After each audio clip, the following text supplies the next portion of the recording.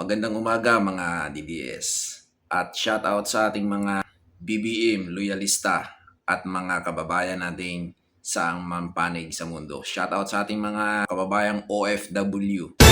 Okay, for today's video, kung nagustuhan nyo yung aking video na ito ay maaari nyong i-share. Kung hindi naman ay it's okay.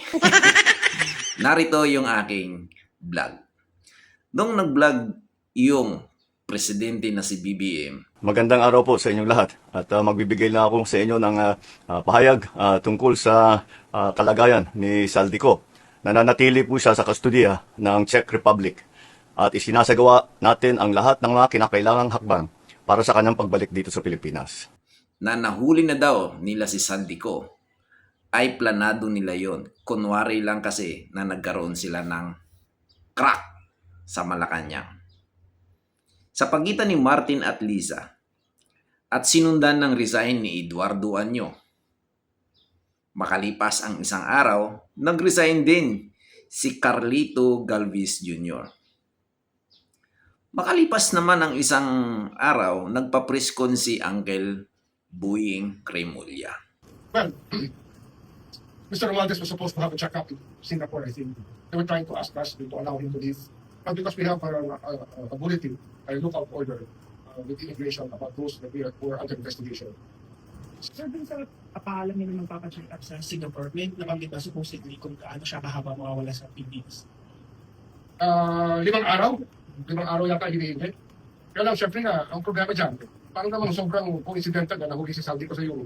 Wala siya naalis. Parang mamaya, wala na tayo mapanghawakan dito sa kusang ito. Hindi pinayagan si Martin na lumabas papunta ng Singapore. Pagkatapos ng presko ni Boying, naglabas ng video statement si Uncle Martin. I will not keep quiet anymore. I will face this head on and I will speak with facts because the truth deserves to be heard. Na kapag gigipitin siya, ihahayag niya lahat ng kanyang nalalaman.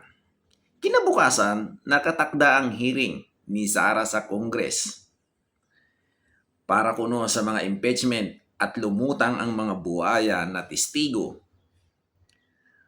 kabilang si Trillanes.